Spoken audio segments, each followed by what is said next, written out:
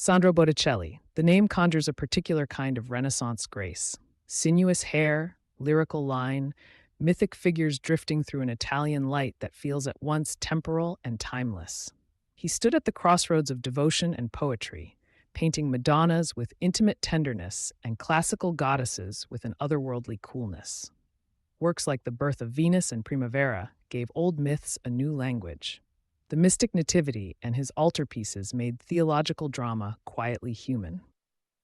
Botticelli moved comfortably between private portrait, public commission, and devotional narrative, and his figures continue to haunt galleries and imaginations.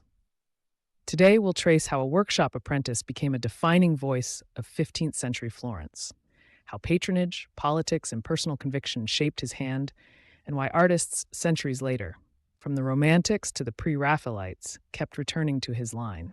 Stay with me. Botticelli's story is full of beauty, contradiction, and a few surprises worth discovering.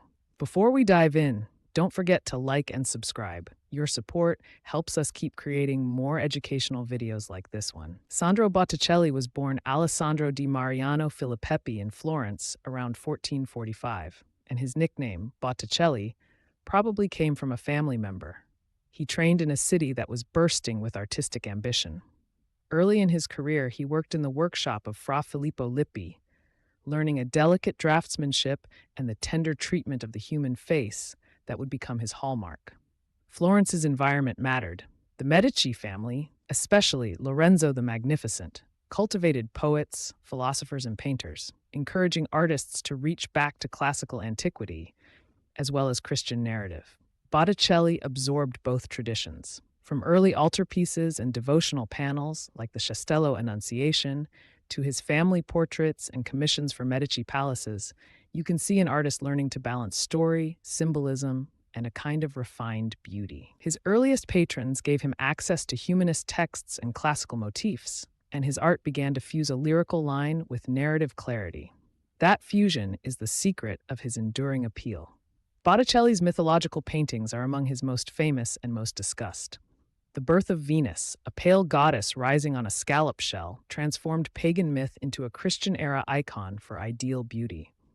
The composition strips away heavy perspective and instead celebrates figure, line, and pattern.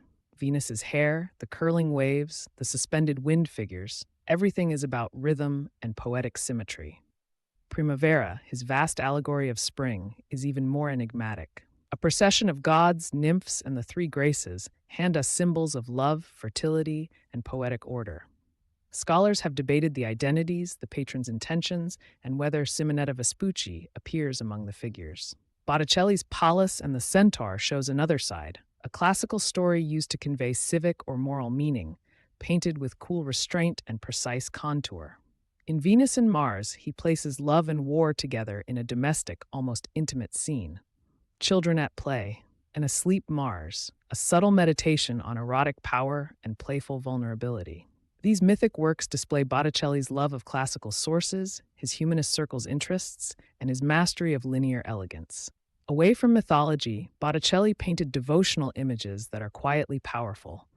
The Madonna of the Magnificat shows Mary composing a hymn as she writes in her book, a maternal ideal rendered with intense intimacy. His adoration of the Magi panels are equally revealing. The biblical scene becomes a portrait stage where patrons and members of the Medici family appear among the worshippers, asserting political presence and spiritual humility at the same time. Botticelli's Annunciations place the Virgin in contemplative stillness, while the later Mystic Nativity moves into visionary territory. A crowded, apocalyptic nativity scene framed by angels and signs, painted after Botticelli's spiritual concerns deepened. These religious works reveal the other axis of his art, not the airy lyricism of myth, but compassionate, narrative devotion. Even in sacred subjects, his figures retain that unmistakable Botticellian line, the elongated necks, the delicate hands and hairstyles transformed into liturgical icons. One of Botticelli's most intriguing narrative paintings is La Calumnia, or Calumny of Apelles, a moral allegory drawn from a long-lost classical source. Botticelli reconstructs a literary episode with vivid theatricality. Slander drags an innocent figure, envy and fraud hover, truth appears chastened. The painting functions as a visual essay on human vice and justice. It's also a demonstration of Botticelli's command of storytelling. He arranges figures with careful symmetry and decorative rhythm, making narrative read like an elevated poem.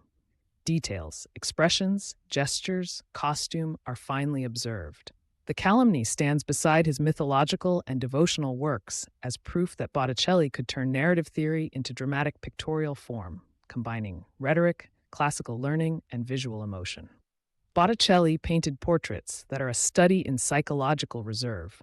His profile portraits of women, often identified with figures like Simonetta Vespucci, provide a cool frontal stillness, classical in feeling, while portraits of young men reveal personality through posture, costume, and a single penetrating glance.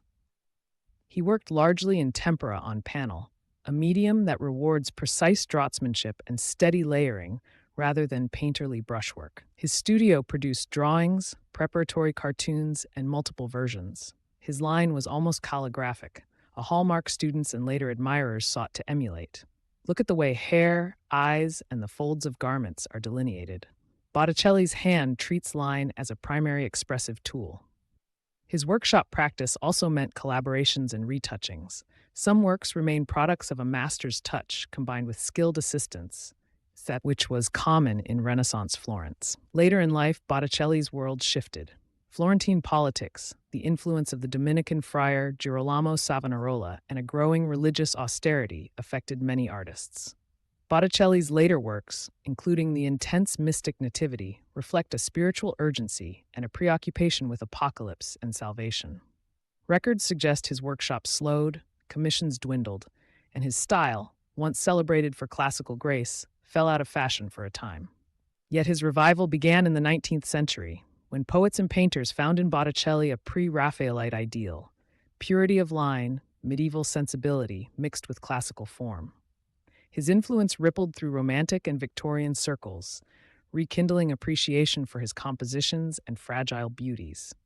Today, museums and scholars place him among the greats of the Quattrocento, a bridge between religious devotion, humanist culture, and the rediscovery of antiquity. Sandro Botticelli remains an enigma of the Renaissance, an artist who could make myth feel like scripture and the sacred feel like a private moment. His line, delicate, intentional, and utterly distinctive, turned hair into music and gesture into language. From the shell-born Venus to the contemplative Madonnas, his paintings ask us to slow down, to read symbolism, and to feel beauty as an ethical act. If there's a single lesson in Botticelli's work, it's this: art can be both a display of technical mastery and a vessel for moral, political, and personal meaning. Look again at these scenes. Notice the quiet choices: a hand turned just so, a gaze averted, a small flower placed among a crowd. Those choices are Botticelli's signature. Thank you for listening.